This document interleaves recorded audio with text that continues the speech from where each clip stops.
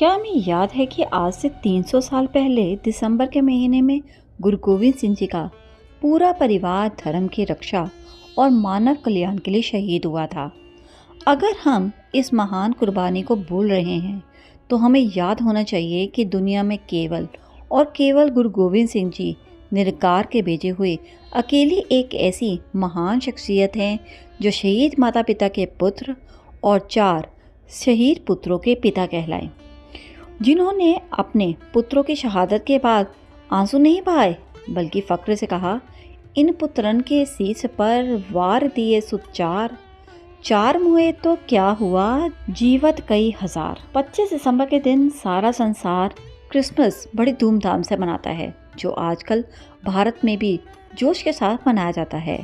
पर इस उत्साह में हम ये भूल जाते हैं कि 25 से लेकर 28 दिसंबर विश्व भर में सबसे बड़ा शहीदी हफ्ता, और इसी हफ्ते में गुरु गोविंद सिंह जी का पूरा परिवार हम लोगों की खातिर शहीद हुआ था। शहीदी का ये महीना, खास तौर पर यह हफ्ता शोक के रूप में मनाया जाता है। इस समय सिखों में कोई भी आनंद कारज जैसे खुशी वाले उत्सव नहीं मनाए जाते, और दूसरी तरफ वहीं कुछ लोग हैं जो पैसों की खातिर अपना धर्म परिवर्तित कर रहे हैं। उन्हें गुरु गोविंद सिंह जी के छोटे छोटे साहिबजादों से सीख लेने की जरूरत है कि जिन मासूमों के ढेरों लालच दिए गए, लेकिन वे तब भी कभी भी किसी के बहकावे में नहीं आए। उन्होंने शहीद होना ही एक विकल्प चुना, लेकिन अपना धर्म नहीं बदला। इस वीडियो में हम आपको गुरु गोविंद सिंह जी के परिवार की दिसंबर के महीने में आने वाली शहीदी दिहाड़े के बारे में बताएंगे कि किस तारीख को क्या हुआ था। अगर हम 2025 की बात करें तो सबसे पहले 25 नवंबर को उनके दादाजी गुरु तेग बहादुर जी का शहीदी दिवस आया था। उस दिन दिल्ली के चांदनी चौक में गुरु तेग बहादुर जी ने धर्म की रक्षा के लिए अपना शीश कटवा दिया था, पर इस्लाम धर्म को कबूल नहीं किया था। इतनी बड़ी कुर्बानी ने पूरे संसार को हिलाकर रख दिया था। तभी से गुरु तेग बहादुर जी को हिंद की चादर के नाम से पुकारा जाने लगा। 20 दिसंबर से ये दर्दनाक समय शुरू होता है, जिस दिन गुरु गोविंद सिंह जी का सारा परिवार और ढेरों सिख शहीद हुए थे। 20 दिसंबर को गुरु गोविंद सिंह जी ने अपने परिवार और सिखों समेत अपना आनंदपुर का किला हमेशा के लिए छोड़ दिया था, क्योंकि औरंगजेब और पहाड़ी राजाओं की लाखों की फौजों ने गुरु जी के किले को घेर रखा था, और उनका उद्देश्य यही था कि वे गुरु जी को किसी भी हाल में पकड़ना चाहते थे। मुगलों की ये जंग 8 महीने तक चली। किले के अंदर रखा हुआ भोजन जब खत्म होने लगा तो भूख प्यास से सिख मरने लगे। दूसरी तरफ मुगल फौज भी 8 महीने तक लगातार लड़ कर थक चुकी थी, लेकिन मुगलों की लाखों की तादाद में सेना होने के बावजूद भी वे सच्चे पातशाह की मुट्ठी पर सैनिक फौजों के आगे उनकी सेना को उन्होंने अंदर नहीं घुसने दिया। तब हार कर औरंगजेब ने एक चाल चली। उसने किले में एक संदेश भिजवाया कि आप किला खाली करके कहीं और चले जाओ। हम कुरान की कसम खाते हैं कि आपको या आपके पूरे परिवार को कोई भी हानि नहीं पहुंचाई जाएगी। अंतर्यामी गुरु गोविंद सिंह जी जानते थे कि वे भी उनकी कोई चाल का ही हिस्सा है, लेकिन सिखों की हालत देखकर उन्हें किला खाली करना पड़ा। गुरु जी के परिवार समेत अभी वे कुछ दूर ही गए थे कि मौका पार कर अपनी आदत के अनुसार मुगलों ने पीछे से उनके ऊपर हमला बोल दिया और कुरान की खाई हुई सारी कसम भी भुला दी। तब गुरु जी के बड़े साहिबजादे बाबा अजीत सिंह जी और गुरु जी के अन्य सिख उन मुगलों को काफी घंटे तक उन्होंने रोके रखा और गुरु जी आगे बढ़ते रहे। 20 दिसंबर के दिन इस युद्ध में बहुत सारे सिख शहीद हुए थे, लेकिन उन्होंने गुरु जी के परिवार के ऊपर आंच न आने दी। इसी वजह से इस दिन को सिख इतिहास में पिछोड़ा दिवस के रूप में मनाया जाता है। नदी में अचानक में बाढ़ आने के कारण नदी पार करते समय गुरु जी का पूरा परिवार 3 हिस्सों में बट गया। एक तरफ गुरु गोविंद सिंह जी के और उनके 2 बड़े साहिबजादे, कुछ सिख, और दूसरे हिस्से में माता सुंदरी जी, माता साहिब कौर जी और कुछ सिख थे, और तीसरे हिस्से में गुरु गोविंद सिंह जी की माता गुजरी जी और 2 छोटे साहिबजादे थे।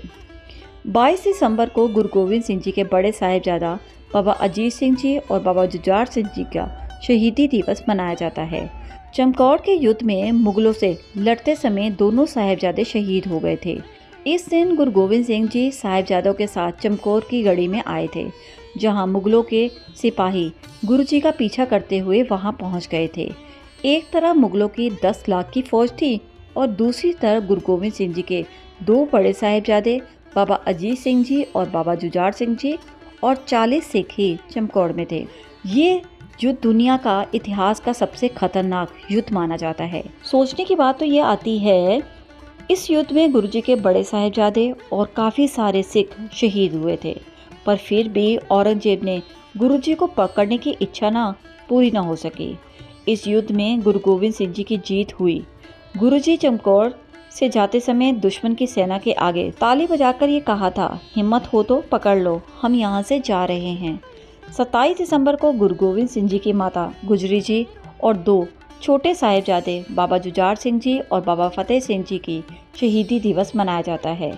सरसा नदी पार करते समय माता गुजरी जी और 2 छोटे साहिबजादे बाबा जोरावर सिंह जी और बाबा फतेह सिंह जी सहेड़ा पहुंच गए थे, जहां गुरुजी का पुराना रसोइया गंगू ब्राह्मण उन्हें अपने घर ले गया और मौका पाते ही आधी रात को उसने माताजी के सिरहाने के नीचे से पैसों की थैली को चुरा लिया। फिर उसने मुगल सिपाही से कैद करवाया और वजीर खान ने माताजी और छोटे साहिबजादों को दिसंबर की अत्यंत सर्दी के दिनों में सरहद एक ठंडे बुर्ज में कैद कर लिया, जहां उन्हें भूखा प्यासा रखा गया। सर्दी से बचने के लिए उनके पास कोई भी गर्म कपड़ा नहीं था। 3 दिनों तक वजीर खान ने 5 वर्षीय और 7 वर्षीय मासूम साहिबजादों को ढेर सारे लालच दिए गए, लेकिन अपने पिता और दादा के शीश को झुकाने ना दिया। उन्होंने इस्लाम को कबूल नहीं किया।